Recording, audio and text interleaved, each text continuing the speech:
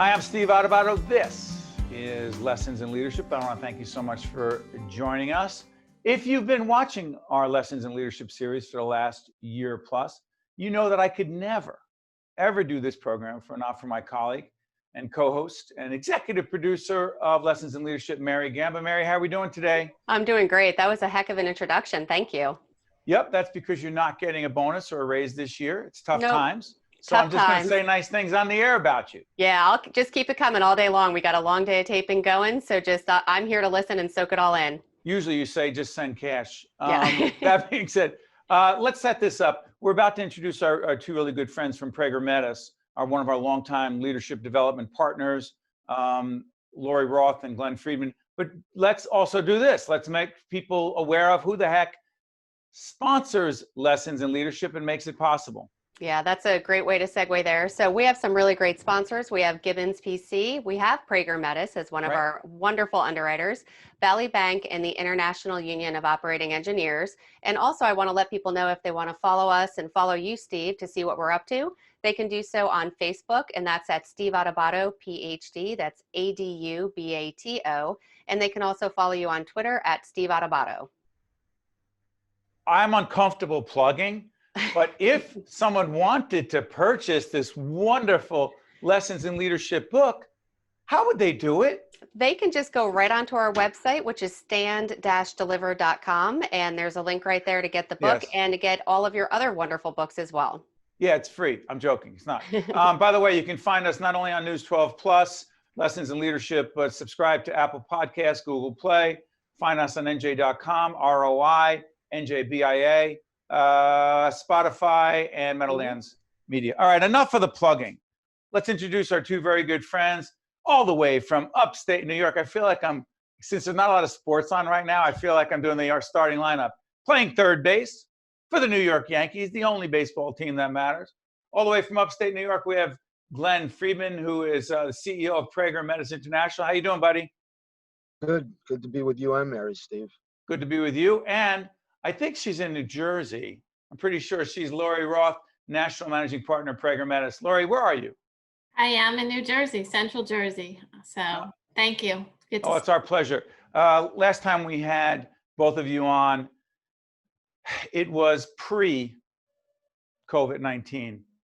Let me ask you, Glenn, right out of the box, most significant impact from a leadership point of view of COVID-19 on the organization? From an organizational standpoint, seeing everybody rise to the occasion and seeing the lessons that come out of it and sort of testing your mettle. And Lori, let me turn to you. When we talk about COVID-19, I keep saying to Mary, and we'll talk about this later, that COVID-19 has created all kinds of challenges, fiscal challenges, organizational challenges, safety and health challenges. But I've also said that it creates, quote, opportunity for innovation. I don't want that to be a cliche or a bumper sticker. I really believe that. Do you believe that there's an opportunity for innovation here? Yeah, definitely. I mean, I think that, as Glenn said, our team has really pulled together with this whole thing. We started with a plan based on some kind of a forecast that we had no way of really knowing, but try to anticipate what's going to happen. And we all pulled together and worked to accomplish that. I mean, from the very, very beginning and getting everyone set up to work remotely inside of 8 days, taking a capacity of 250 people to 650 people virtually in 8 days, we were able to do that. And I think that that was the first step in really figuring out what the new normal was and figuring out what worked and what didn't work and trying to plan for it appropriately. You know what's interesting, Glenn, you spent part of the time in Florida, right? Correct. How challenging has it been for you, because you're in upstate New York now, Lori's where she is, how challenging has it been to communicate and connect with your colleagues, with everyone being all over the place? It's a double-edged sword, right? I think we're connecting fine. I actually think in some cases we're connecting more often, more frequently. So the negative there is you really do have to learn a new way to turn it off. Because you're pretty much always at work. From a communication standpoint, I'm actually talking to more people than I've spoken to in a very long time, one after the other. And I talk to people that had offices down the hall from me that I probably didn't stop in and see as often as I'm seeing now. So the technology is fantastic. If this happened 10 years ago, I dare say that our economy would, our country, maybe the world, would not be in the situation it's in today. But we've all been able to operate, maybe not to full capacity, but we've been able to operate, and the economy is chugging along. You know, it's interesting. We're taping this at the end of June. It'll be seen after that. We don't try to be timely, but we want to make it clear when we are taping. Mary, you and I have talked a lot about this, the fact that there's been in some ways more different communication, but more communication. Follow up on Glenn's point in terms of distance and remote settings, and communication doesn't mean less. It definitely doesn't mean less. There is so much technology out there. Before, I felt like we were really just communicating with our cell phone, maybe texting, maybe doing some conference calls, then having to get in the car, sit in traffic, get to a meeting, and waste a lot of time. Now, even with our small staff of 9 people, we are more engaged than ever in terms of having weekly Zoom meetings where we're all able to connect, touch base, give an update on where we are. But beyond that, we're also having meetings with outside stakeholders. For instance, we have a board meeting coming up very shortly in connection with our nonprofit television production company, and we have the highest attendance rate ever in terms of those who have RSVP'd. So it's proof, that literally having remote technology is a lot more efficient. And I think it's definitely no COVID in the future is going to definitely be a way that we're moving toward. So I'm going to follow up on that. Lori, let me ask you. Yes, we are communicating more differently, of course. I mean, just the idea that we're doing this and we have to all look into the camera. I mean, Mary's actually down there on my screen. Glenn is over there. Lori's over there. But we have to look into the camera. I don't want to get too into the weeds here, but isn't it challenging if you're making a presentation remotely, if you're leading and facilitating a meeting remotely? Isn't it challenging, therefore an opportunity, to learn to get better at this communication, connecting with people in that camera? Share. Oh, I think it definitely is an opportunity. It's an opportunity for all kinds of things. It is a new way of connecting with people and a new way of communicating with people.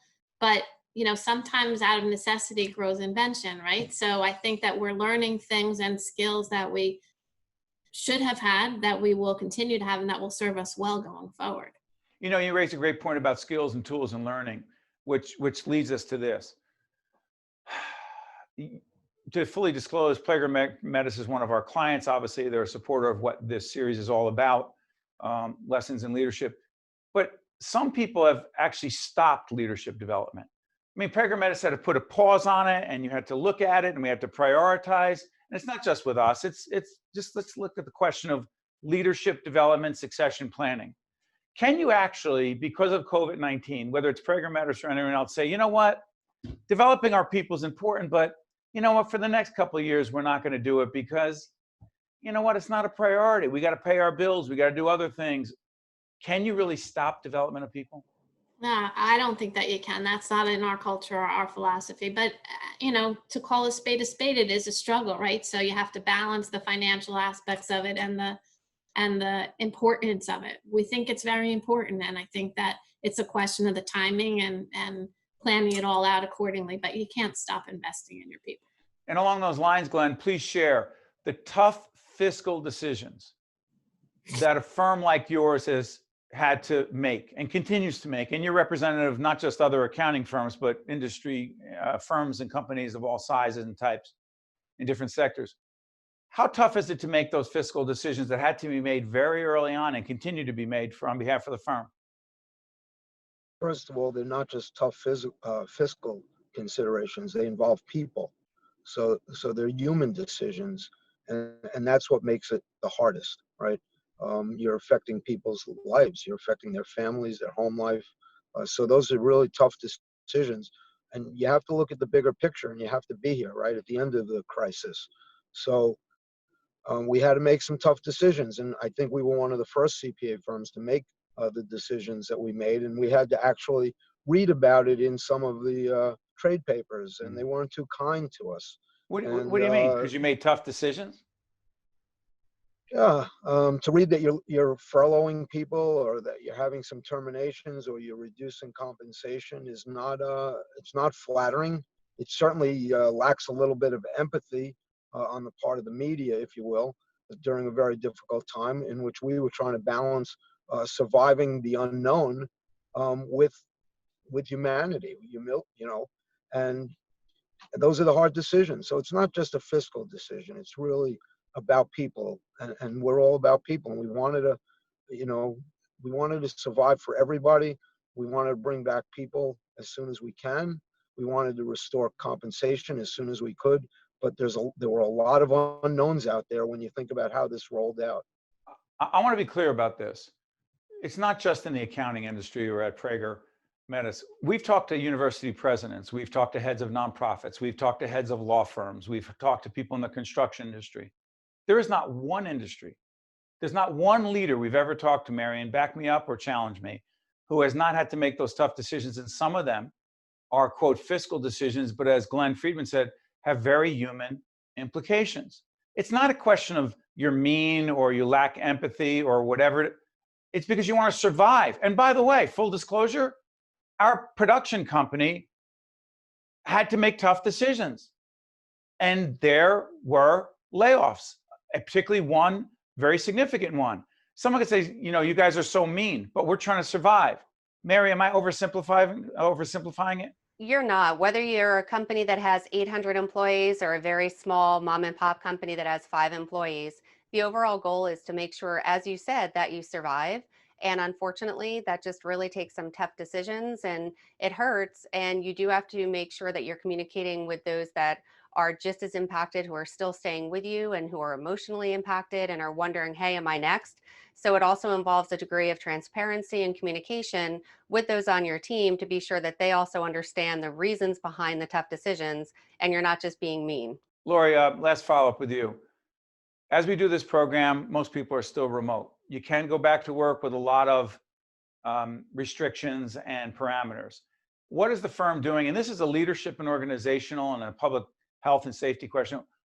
If you have so many offices, how are they going back to work? A, and B, can your firm and others continue to be working remotely exclusively? So we're not going back to work, not right now, not in the offices. So we've made a decision and an announcement that the soonest that it'll happen is after Labor Day. We'll revisit at that point because we want to see what happens with schools and with the reopening of the state and things like that. I also think that respectfully, most of the plans are that people that can work remotely should be the last to go back. And I think that the less people that are out potentially spreading the disease, the better. And we want to be respectful of that and keep our people, our clients, and all of our team members and their families as healthy as possible. So we've made a decision that our offices will remain closed at least until after Labor Day. I'm not sure what will happen after that. And it may be office by office in different locations. Urban, city locations where people need to travel by public transportation will probably be the last. And even when people do go back, it'll probably be in limited capacity and people will work part-time in the office, part-time remotely. We're actually in the process of sending equipment to everybody at home so that they can permanently work partly in the office and partly at home seamlessly, like literally pick up your computer and plug it into your setup at home or go to the office and plug it in there. And our goal is to have people in the office maybe 2 to 3 days a week on a rotating schedule so that there are different people at different times. But that's our plan. Put it this way, they call it the new normal, but there's nothing normal about it. It's the new reality. So Glenn, final question across the board for you and Lori. There are so many lessons, so many challenges, so many opportunities, so many human issues to deal with. What's the number one, dare I use the expression, lesson that you've learned about leadership in the past several months since it started in March? A good team. You need a good team around you. You need good people. Whatever your culture was before you went into a crisis, that's what's going to carry you through that crisis. And the better your culture and the better the people that are part of your team, no doubt you're going to make it. And by the way, some people are not going to make it. Some people are really going to struggle with this new reality. And I know that Glenn and Lori coach those people, help those people. But as I've often said in Jim Collins' book, Good to Great, he talks about a bus, who's on the bus, who's not on the bus. I'm not talking about Prager Metis, but you don't know. No firm can predict long-term whether someone should be on the bus if they can adapt to this new reality. Number one leadership lesson you have learned so far of the many, Lori Roth, that you've learned? What is it? Yeah, I think it is really making the people around you the best that they can be and bringing out the best in everybody else. And that makes us all shine. I think that combined with the communication, and albeit a new way of communicating, the communication is the most important thing. Well said. From beautiful New Jersey, we have Lori Roth. I want to thank you, Lori, who's the National Managing Partner of Prager Metis CPAs, and also from upstate New York, playing third base. I don't even know, but he looks like he'd be a third baseman. Glenn Friedman, CEO, Prager Metis International. Both of you, I want to thank you so much for not just being with Mary and I today, but also being our friends and partners in this mission to help people become the best leaders they can be. Thank you, Glenn. Thank you, Lori. Thank you. Thank you, Have a Steve. great day. Thank you, Mary. Good stuff. By the way, Mary Gamba and I will be back right after this. This is Mary Gamba. If you want more leadership tips and tools, log on to stand-deliver.com. That's stand-deliver.com. This edition of Lessons in Leadership is brought to you by Gibbons PC, Prager Metis, Valley Bank, and the International Union of Operating Engineers, Local 825.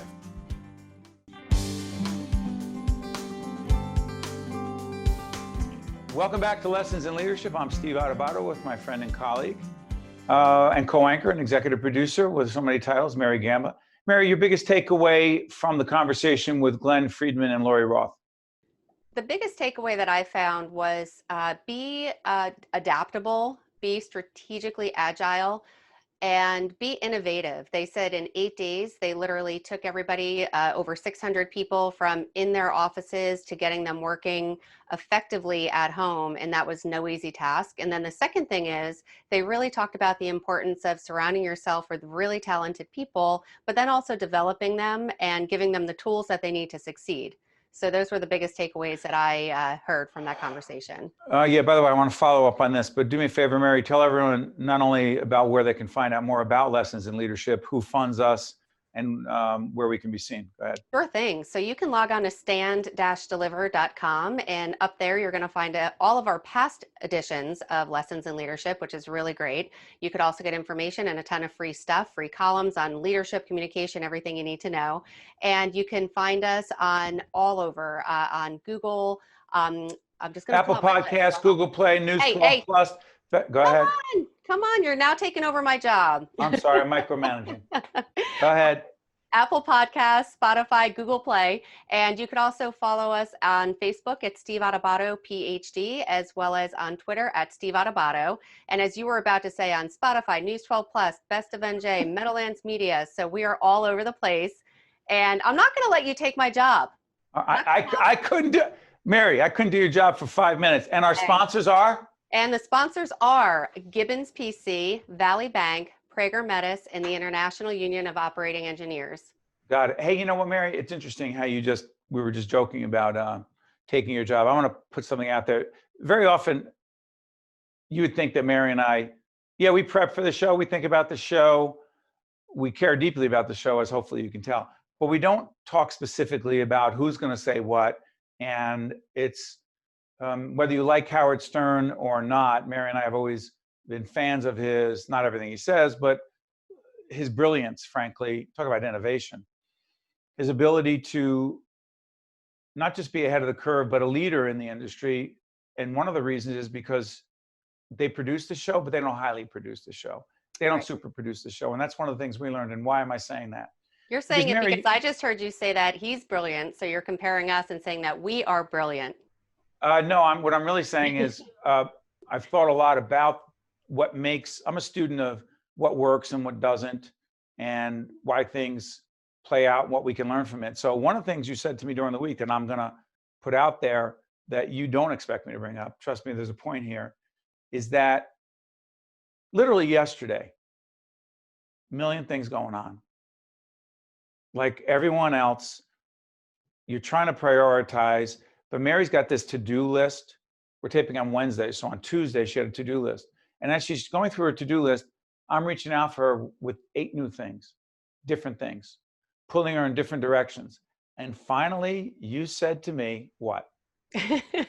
Do I give you the clean version? Or Give us the News 12 version that we could use on all the other platforms. Go ahead. I just simply said stop. I have way too much on the list, and enough is enough. I'm one person, and there's only so much. And again, it was so funny. Last night I had a conversation, and trust me, as you and I both know, my husband has a much more difficult job than any of us, and the challenges that he deals with are truly life and death. However, the challenges that I was facing yesterday, I finally got to that point, and I just, which I usually don't do. Usually I'm very good at compartmentalizing everything. And I just finally said, enough is enough. And there's only so many hours in a day. You are only one person. So to continue adding this stuff to your calendar and then rearranging things, plus getting ready for so many important things. You have the taping, the board meetings, getting proposals out, contracts out, invoices out, all in the while participating in all our wonderful Zoom meetings with all our great clients, which I truly enjoy doing. But again, that does take time out of the day.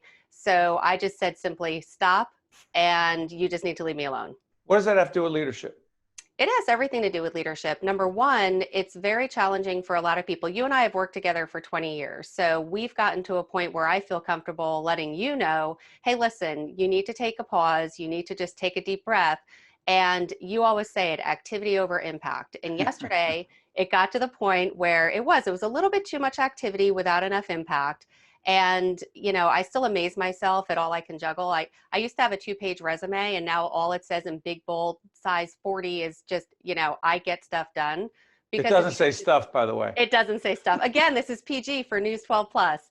But literally, that's what I do. Anything that anybody gives me, I can handle it. But the leadership part of it is really getting comfortable with, number one, knowing what you can and cannot do, delegating, which is a huge part of leadership, but then simply opening up that line of communication between yourself, your manager, and your team, and have that candid line of communication to help to prioritize what really needs to be done and what could wait for another day. Okay, so a couple things here. And trust me, this isn't just about Mary and I. And what's interesting is that Howard Stern and Robin Quivers, they've been together for a lot more than 20 years. Their interaction on the air is brilliant in large part because it isn't planned, and it's very honest, and it's very raw. Sometimes it's uncomfortable. And I don't want this to be self-indulgent, so I want to be really clear on something. These are leadership issues because my first instinct, and Mary thought I was joking, but I really wasn't.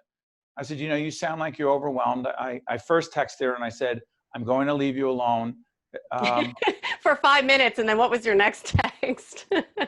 I said, I need to talk to you. No, you said, I need you to completely rearrange my schedule for Thursday. The schedule that you just locked in the midst of your very busy day, but don't tell but everyone. You left me alone. You didn't call me. All right, will you stop? I get your point, but I turned around and I said, Mary, I could tell you're overwhelmed. Can I offer you more money? I did think you were joking, so we'll have an offline conversation if you weren't. I was half joking, half not. But here's what I'm really trying to say. Some of us as leaders think the best way, the only way to motivate our people is to just offer more money. But not that Mary would turn it down, she never has. But that's not what you were looking for, was it? No, it wasn't. And, you know, frankly, I do remember one other thing I said is that, Steve, something is going to go wrong. You know, if you have too many balls up in the air, you cannot avoid one of those balls just falling. And I remember I simply said to you, I said, and when that thing goes wrong, please just give me a pass because I really just need a break right now. And knock on wood, I'm going to find wood to knock on. Nothing has gone wrong. Everything's been, but if I didn't call a timeout right there, I'm confident because there were a few hours of break in the day that you would have actually called a lot more. And sometimes I just want to say, hey, you know, call the other 6 people on our team and, you know, see what they have going on. But on the flip side, 95% of the time, we have a really good rhythm going back and forth. You and I both hate idle time. We like to fill our time. We like to feel. We're type A. Yeah, type A, be busy, be productive, and also see, you know, down the next 6 months that, all right, we have a really solid, nice strategic plan in place. And the only way to do that is to work hard. Okay, so this is the part that's fascinating to me. This is a leadership issue, but it's also a communication issue. It's a relationship issue. As you heard, and you can tell from listening and watching Mary on Lessons in Leadership. By the way, she wasn't always this assertive. She wasn't always this strong. She didn't always stand up for herself the way she does. I even used to cry back in the day. Remember those days? Yes, I do. And Don't here's do that my- anymore. Well, here's what I'm trying to get at. And I'm not praising us. I'm just saying, I wonder what it's like, because we do a lot of executive coaching. And I talk to an awful lot of people, and I coach a lot of folks, and Mary knows who they are, who will often say something similar to what Mary just said, that they were experiencing this overwhelming feeling. It was too much. There are only so many hours in the day. Stop. You got to call a timeout. And I say, well, what did you say to the person you report to? And they say, oh, I could never talk to him or her about that. And I think to myself, how many people are in a position where they can't and or won't, are afraid to say, listen, stop. What about those folks? And how poor is the leadership on the part of someone in an organization who creates a culture where you're afraid to go to something? It's like a ball player that has a pulled hamstring, and he or she, in this case, whatever it is, they don't want to go to the coach and say they're hurt because they're afraid they'll get taken out of the lineup permanently and someone else will be put in there and they'll be looked as weak. But that person's playing so hurt, it can get worse. Just like you said, you aren't going to get better, you're going to get worse. Please share. Yeah. And it's really hard. When I was, only here a couple of years, 0 to 5 years, and this goes for any organization, any employee, anywhere. It's not really just about us. It's about everyone else. It's not. And when you're in your 20s, I mean, we're here with Lessons in Leadership to help give tips and tools to everyone, whether it's at work, in a marriage, anywhere. And the advice that I have is take a deep breath. And even though the words may be different, the sentiment will still be the same. Even if you're a new employee, just going to your manager, whoever you report to, and say, listen, I really need your help prioritizing. I've got 8 things on my list. What really needs to be done now? It's just asking for help is not a sign of weakness. And we even teach that to our younger employees as well. Come to us, press pause, and you need to really throw up that red flag a lot earlier. What about the leaders who tell folks, I don't want to hear about your problems? Mm-hmm. Well, frankly, if you're in an organization and that leader says that and you're young enough and talented enough, time to just get your resume out there and go somewhere else, because it's not going to get any better. It's only going to get worse. So interesting. By the way, I hope this therapy session has helped you, Mary. I know. Sometimes I feel like it's therapy, but it's really good. And it's funny, you mentioned about, just that we have no plan. My dad watches religiously every single Sunday. So by the way, shout out hold to my on. Your dad, I'm sorry for interrupting, but it's a special time for your dad? He has a very huge birthday coming up. He's going to be 80 on July 24th, and he is probably the youngest looking 80-year-old I've ever seen. And it's great. And he watches every Sunday. He takes This is Bill notes. Deering? Bill Deering. And he reports back. He tells me everything. But the one thing that always amazes him, he's like, oh, do you guys have a script that you follow? Because it just seems that everything is so natural. And I said, no, we just, talk. But it's not just shooting off the hip. It's from a ton of experience, working with other leaders and working with our own team and really figuring things out. So it's all trial and error. Let me just say this as we wrap up. I'm sorry for interrupting. Listen, Bill Deering, I want to say this to you. We're talking leadership, part of parenting. You have done an extraordinary job, not alone, but there would be no Mary Gamba if it were not for you being her dad and your mom, who I know you think about all the time, Mary. Oh, yeah. So happy birthday, Bill Deering, 80 years young. You probably run a marathon next week. Yeah. And what a way to close the show. We got to close this. We have to close the show. We're getting it's time. We're 10 seconds over now. 10 seconds over. I'm Steve Adubato. That's Mary Gamba. This is Lessons in Leadership, otherwise known as Mary's Therapy Session. We'll see you next week. This is Mary Gamba. If you want more leadership tips and tools, log on to stand-deliver.com. That's stand-deliver.com. This edition of Lessons in Leadership is brought to you by Gibbons PC, Prager Metis, Valley Bank, and the International Union of Operating Engineers, Local 825.